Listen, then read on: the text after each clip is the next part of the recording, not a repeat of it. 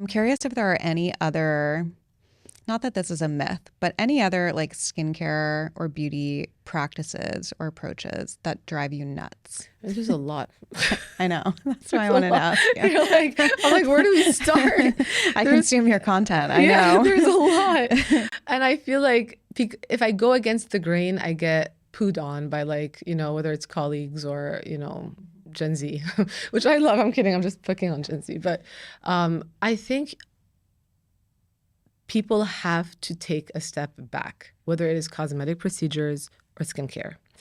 And they have to look at the forest and not so much be stuck inside the trees, because it's very easy to get lost in the shuffle and get lost in the noise and get overwhelmed, right? And when you're talking about skincare specifically, I think the first biggest misconception is that you need to have a daily skincare routine. Yes, you should have a daily routine, but you need to look at your skincare routine over the course of a week. And you have to look at the more long-term view of your skincare routine, because you can't exfoliate every day. You can't include the retinol and exfoliate every day. You can't, oh my God. You will bust your face out in the process, and you will start getting inflamed. And inflammation is probably the worst thing that you could do for your skin long-term, right? So you have to look at your skin over like the course of a week and try to incorporate things periodically. It's not sexy, but it's the reality. I'm feeling so called out right now. I'm sorry. But like, it's true, right? Like, it's true. I think the second thing is everyone wants this notion of like glass skin, and we want to look perfectly poreless, and we want to look completely flawless.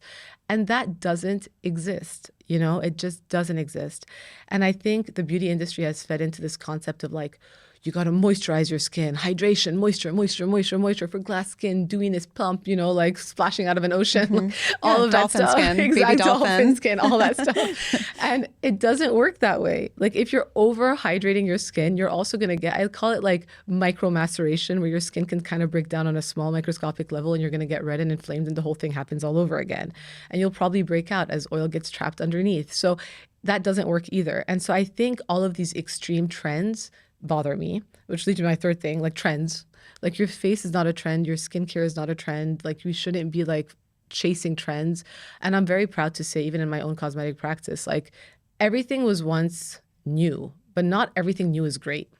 And so I'm not the first to jump on the bandwagon when a new injectable comes on the market and everyone's like, oh, and then 5 months later, everyone's like, So I feel like I'll watch the trends and kind of see what happens, but I don't jump on trends. And I don't think you should jump on trends when it comes to your skincare or your cosmetic approach, because you have your own unique features that fit you and your dimensions, right? So I feel like those are other things that kind of get under my skin as well.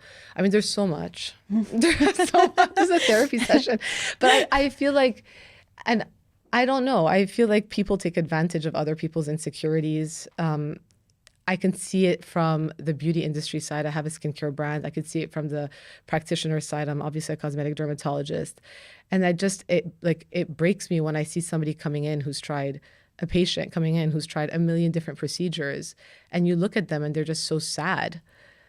And it's because they're chasing this like never-ending cycle of unrealistic expectations that nobody's willing to break that cycle, because they're all either pocketing or it takes too much time to get in that person's head.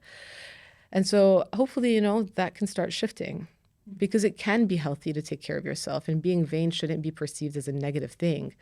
It's like those who aren't vain at all are usually really depressed. Yeah. Right? And they're the loudest ones on social media. And they're the loudest ones. And it's true. And they're projecting their own insecurities. And you see that, but it's hard to fully grasp that. And so there is a healthy medium when it comes to vanity. And that's okay. And I think that's why my grandmother lived till she was 97, because she cared, about how she presented herself.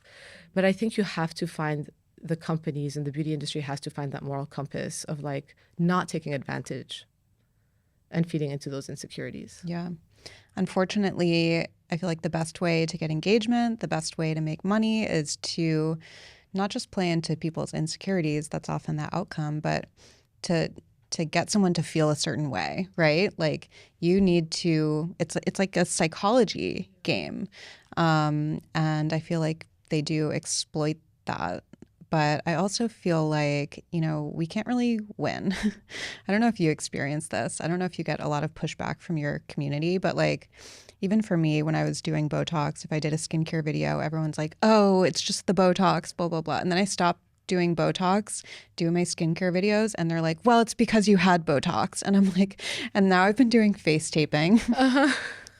Actually, don't judge. It's fucking amazing. Okay. Yeah, amazing. Just for like, I'm a side sleeper and like I do kind of You express. don't feel like claustrophobic though? I got this Japanese face tape. It's Okay. so thin. I just do 3 strips down my forehead and then one here. And it's so light and I can put it over my skincare and it doesn't take I'm it not off. one to judge, and I'm honestly open to seeing anything. Yeah. I will try it. Okay. I will I'll send try you it. some. Although I tried to mouth tape and my husband Oh, freaked God. out and he was like, "Get that shit off your mouth."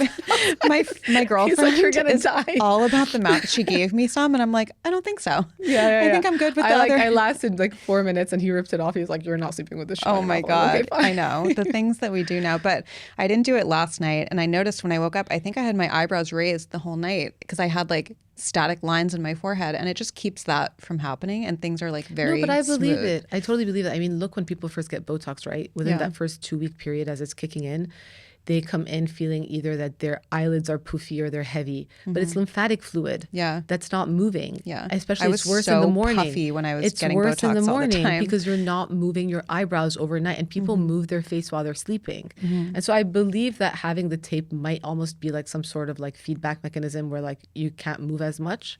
So there's probably some truth to it. Yeah. But do I think it's a miracle? Probably not. But it probably helps on the margin. Yeah, it definitely helps. But if I post a video about that, then people yell at me Yeah. about that, Yeah. about being so vain. Oh my God, you're taping. And I'm like, what do you want? What is winning?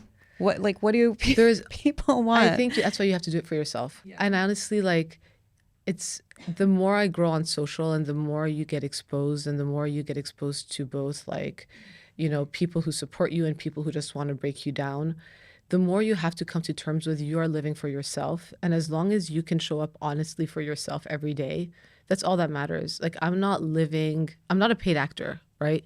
I'm not, and honestly, I don't really get paid for my social at all. I hardly take the sponsorships. So for me, it's about like just speaking very truthfully as I would in private to a patient, I would do in front of my screen on the phone. And when it comes to those people who want to like, well, it's a Botox or it's the filler or I obviously have a skincare brand.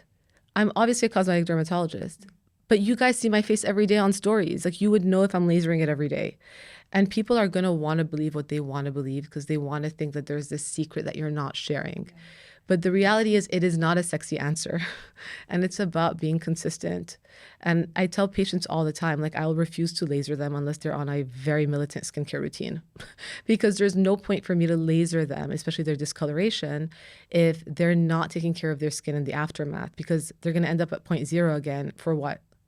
So it's really about just educating and showing up very consistently. And at the end of the day, those who are going to want to understand you and have an open mind will start believing you.